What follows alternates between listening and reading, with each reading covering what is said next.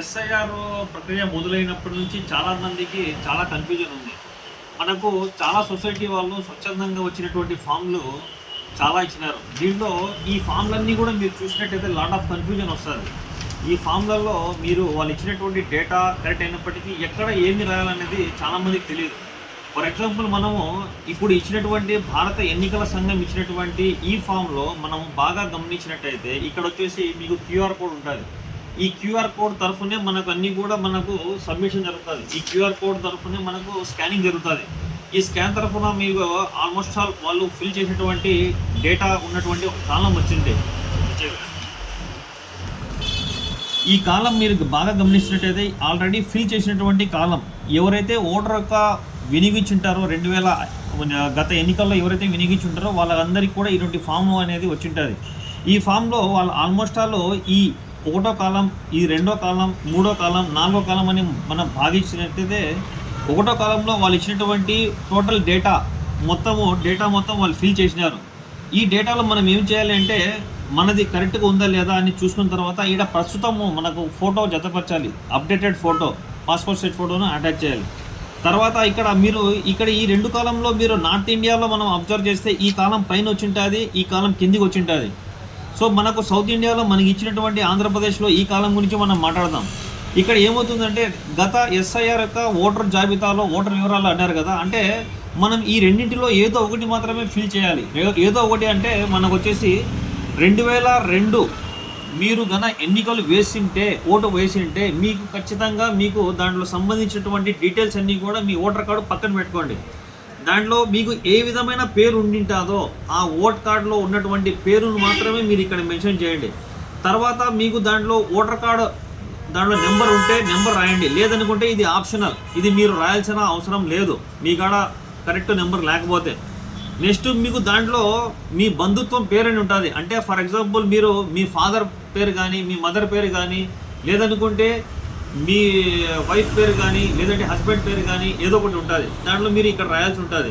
So వాళ్ళు ఒక relation, బంధుత్వం అంటే రిలేషన్, మీరు ఏం రిలేషన్లో ఉన్నారు, ఫాదరా, మదరా, హస్బెండా అనేది ఆ రిలేషన్ రాయాలి. తర్వాత జిల్లా, ఇక్కడ రాయచోటికి వచ్చినట్టయితే మీకు మళ్ళీ 2 రకాల కన్ఫ్యూజన్ వస్తుంది. ఇప్పుడు మేము కడప రాయాలా, అన్నమయ్య రాయాలా అనేది కన్ఫ్యూజన్ ఉంటుంది. ఇక్కడ జిల్లా అంటే ఇది మొత్తం కూడా ఈ కాలంలో ఉన్నటువంటి అంటే అప్పుడు ఇప్పుడు మనకు ఉన్నటువంటి జిల్లా మనకు కడపే కాబట్టి ఇక్కడ మాత్రం ఆ డేటాలో మాత్రం కడప మాత్రమే రాయాలి. ఫస్ట్ కాలంలో రాష్ట్రం ఆంధ్రప్రదేశ్, శాసనసభ నియోజకవర్గం మీకు తెలిసి ఉంటుంది రాయచోటి. ఈ 3 కూడా మీకు ఇచ్చినటువంటి ఓటర్ కార్డు పైన ఉండే దాంట్లోనే క్రమ సంఖ్య, భాగము సంఖ్య ఇవన్నీ కూడా మీకు దీనిలో కన్ఫ్యూజన్ ఉండదు. తర్వాత ఈ కాలం గురించి మాట్లాడుకున్నట్టయితే మీకు వచ్చేసి గత ఎస్ఐఆర్లో ఫర్ ఎగ్జాంపుల్ నాకు వచ్చేసి 37 సంవత్సరాల వయసు ఉంది. నేను అప్పుడు ఓటు హక్కు లేదు కాబట్టి నేను వేయలేదు. అప్పుడు వేయకుండా ఉన్నప్పుడు నాకు ఓటు హక్కు లేదు. సో ఇప్పుడు నేను ఇక్కడ ఏం రాయాలి అంటే ఇక్కడ వచ్చేసి నా పేరు రాయాలి.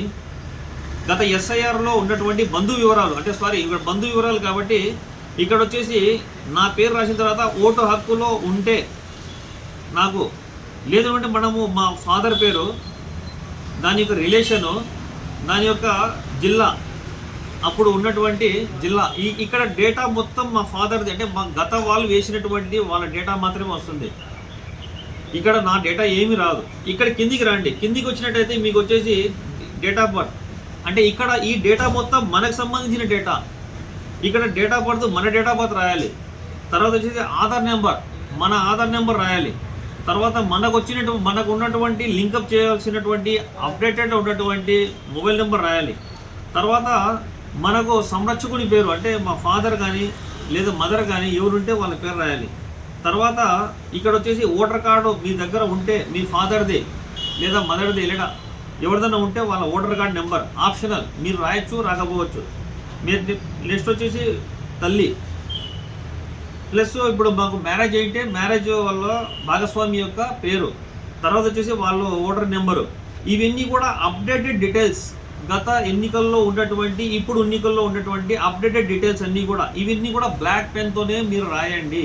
బ్లాక్ పెన్తోనే వీలైతే తెలుగులో లేదనుకుంటే ఇంగ్లీష్లో క్యాపిటల్ లెటర్స్లోనే రాయండి. అవి రాస్తేనే మీకు క్లారిటీగా ఇవన్నీ కూడా ఇక్కడ రాసిన తర్వాత మీరు ఇక్కడ ఒక సంతకం వేయాలి. సంతకం వేసిన తర్వాత అప్డేటెడ్ ఫోటో తగిలించిన తర్వాత మీరు తీసుకొని ఒక ఒక కాపీ వచ్చేసి బిఎల్ఓకి ఇవ్వండి, ఒక కాపీ మీరు పెట్టుకోండి. తర్వాత వచ్చేసి మీకు ఇవన్నీ కూడా కరెక్ట్గా ఉంటాయో లేవో బిఎల్ఓ నిలబెట్టి మీరు అడిగిన తర్వాతే ఫామ్ని ఫిల్అప్ చేయండి. అప్పుడే దీంట్లో ఎటువంటి మిస్టేక్ అన్నా జరిగినట్టయితే తర్వాత మీరు ఆఫీసు చుట్టూ తిరుక్కోవాల్సి వస్తుంది. మీరు ఇప్పుడు నెక్స్ట్ వచ్చే ఎలక్షన్లలో మీ ఓటు పోగొట్టుకునే ప్రభావం ఉంటుంది. కాబట్టి మీరు ఫిల్ చేసే డేటా 1కి 2 సార్లు ఆలోచించి తర్వాతనే ఫిల్ చేయండి. ఓకే.